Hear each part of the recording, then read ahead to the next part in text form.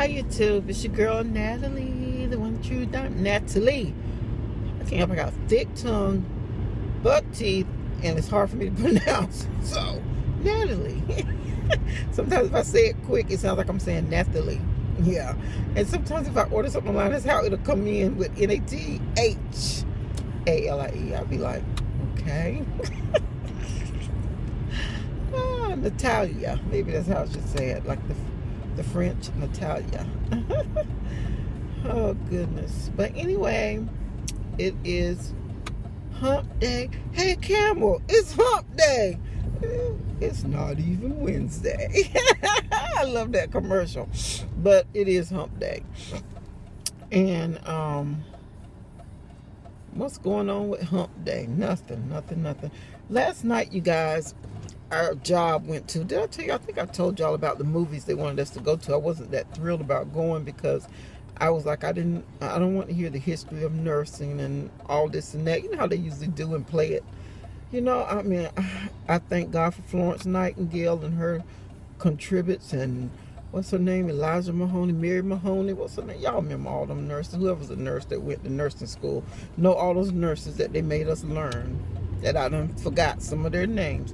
But, you know, I thank God for the pioneers of nursing. And I'm sure if they look back at nursing now today, they would be so happy and so thrilled at what nursing has evolved into. Because it is so much more than when they started. You know, nursing has really advanced compared to what they started out doing. Okay? And,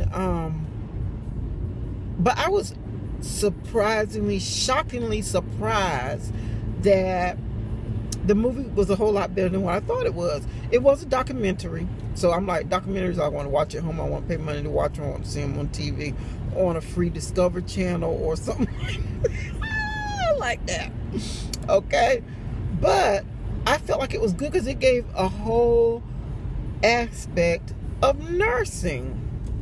You know, I know there's prison nurses, I know, but I can just see the guys walking to the infirmary, getting them a Tylenol or a Motrin, or maybe getting their BP meds or insulin for those who are diabetics. But you never think about the ones who are actually dying. You know, some have terminal illnesses, cancer, AIDS, some have wounds. I mean, this one man had a wound that was down, and it was pretty showing his bone. That wound was, and I was like, oh my God, you know. And I almost was thinking, I guess rehab sense, well, why don't they amputate his leg? You know, I don't think it's no saving or coming back for that leg, but they weren't. They were doing dressing changes on it, but it just gave me a whole new aspect, because you don't think that there's some of them that are in prisons that's dying.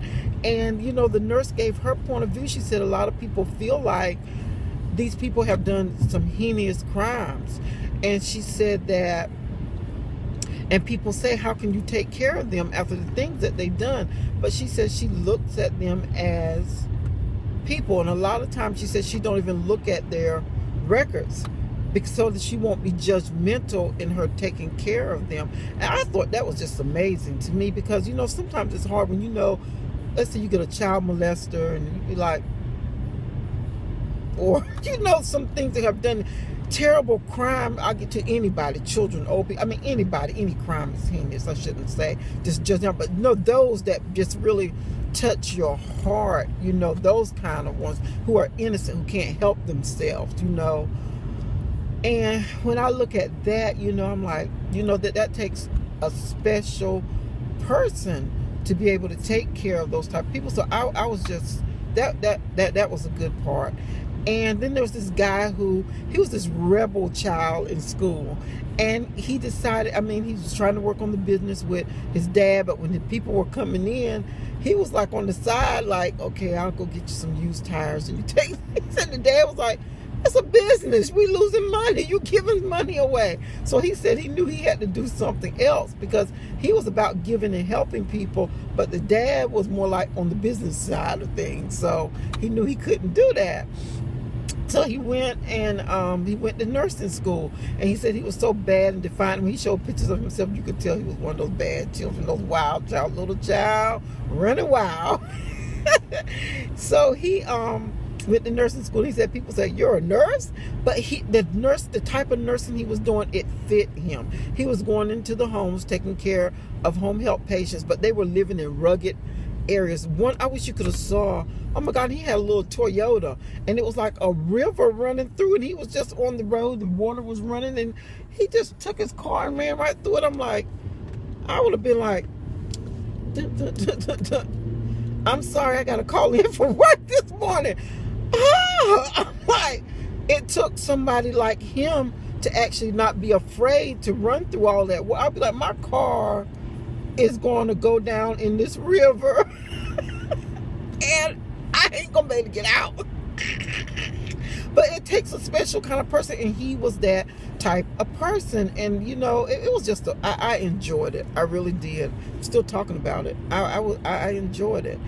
And there was this lady who was a nun. They showed nursing in nun, and she was in the elderly home that was run by nuns, and they took in orphan kids and they taught them. They had animals and they done pet therapy with the patients, and you know, and they showed how when someone was passing over, how they all came in and sang and prayed around that oh my God, I wanted to cry with that scene. I'm like, that was just so beautiful. And then she told her, she said, if Jesus comes for you tonight, it's okay for you to go. You go with Jesus if he comes for you.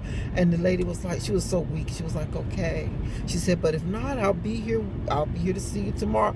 That was so touching, because when you're dealing with death and dying, that's the one thing they tell families, to give the person permission to leave, because sometimes they'll hold on because they feel like the family is not ready for them, so they try to hold on. But if you give them permission, and that's what we did with our grandma, we gave her permission to go on, but she held on as long as we were in that room. But as soon as we left, they called us about an hour or so later and told us that she had passed on. But she held on through all of us getting there to see her and say our goodbyes, you know. Yeah, but I just remember just leaning over the bed and just giving her permission to go on, you know. And because I remembered that from nursing school, I said, and she was struggling to breathe because she was going into congestive heart failure. She was struggling to breathe, and I just remember saying, because we used to call her Ree, and I said, Ree, it's okay to go on, to let go, rest. If you're tired, go ahead and rest, you know, just giving her permission. But I do miss her, because that was a part of my life, was running down there and helping my mom take care of her and go and visit her. And she used to be so funny. I would say, hey, Ree, and she would say, hey. I said, you know who you talking to? She would say, yeah. I said, who you talking to? You? She would never say your name like she said you, and then she'll start laughing because she knew she was trying to be funny. So, you know, that was just a moment, you know, that I would never forget, and I would never regret. Even being tired coming home from work, I would go see my grandma. On the weekends, my time was going to spend with my grandma, and I would never ever forget those moments, spending her last days with her, making sure she was comfortable, taken care of. You know, that was just a beautiful moment for me. And yeah, what was the other? Oh, the other nurse was wonderful too. Hers was she was working with women in labor and delivery, or and also with them who are high-risk pregnancies that might be going to deliver a stillbirth, or you know, so forth. She was doing that, and then she gave her story of how, and I'm thinking she probably was a young teenager because she looked young in the show. In the movie, she looked young, and she was saying that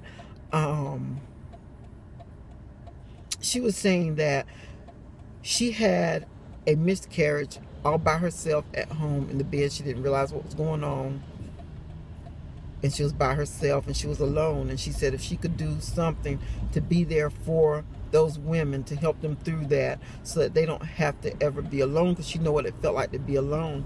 And then she broke down and she started crying. She said she had to live with it for the rest of her life, that her baby was born there with her, and she took her baby, her little baby boy, wrapped it up in a sheet, and she put it in the trash can.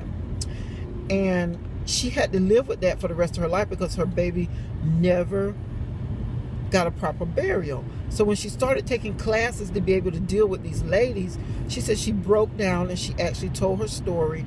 And the doctors and the nurses there were so helpful in helping her solve through that grief. And the first thing they told her to do was to name that baby. And she named it Gabrielle. And she was able to work through it. And now her job, she's so much more effective with helping women who are having miscarriage, who's in labor, having miscarriage, or going to have a stillborn. She's more, you know, she felt like she can help them more. It was just wonderful, you guys. I really enjoyed it, even though I was kicking my feet, dragging my feet, like I don't really want to go hear about that. I'm a nurse, I live it every day. But there are so many different aspects of nursing and caring. And what made the lady do this documentary was that she said she was doing well, she's up, she's doing good. She had cancer, and she said that she had doctors, she had oncologists, she had radiologists, everybody dictating what her care was going to be.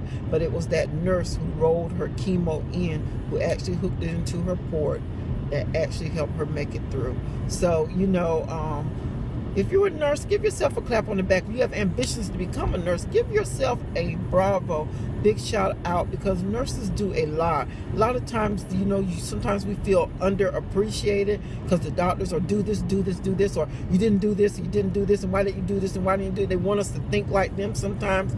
But like I say, nursing has really evolved through the years, and you know, it made me feel proud of my profession, you know, and it made me say, okay, stop complaining about just talking on the phone. When I saw that boy going through that water, going to work, I'm like, okay. Jesus, thank you, Lord, for dry land to tread on. Oh, God. But, you know, it's just a blessing that there are people out there that can do that part of nursing. And I have spent my whole morning chit-chat talking about a movie and nursing, but it gave you guys something to think about. So now that when you're in the hospital, or if you go to the doctor's office, and or if you call your doctor's office and you need a prescription, it seems like the nurse is not getting back to you, now you know that she has so much sometimes on her plate. It's not that she's being lazy or slowful. Now, I'm not saying all nurses are good nurses, but if you come in contact with a nurse who has given excellent care, I mean excellent care, compliment her. Let her know you appreciate her. You know, and not that we do this to ask for things or want things, but just to hear somebody say, you touched me, I wouldn't have made it through without you. Or, you know, I appreciate the way you took care of mom or grandma, or, you know, you went above and beyond. There's this program that I told y'all that I was like the nurse for, the head in my area, was the DAISY program. So if you're in the hospital, or if you have family members who are in the hospital and you see a nurse who does excellent care, ask them if they have the DAISY program at their hospital. And if they do, recommend that nurse for the DAISY program. You know, it's not like we get much. You just get like a little award and Cinnabons. Oh my God, I want a Cinnabon. I want to say, can you please nominate me for a DAISY award? Because I want some Cinnabons.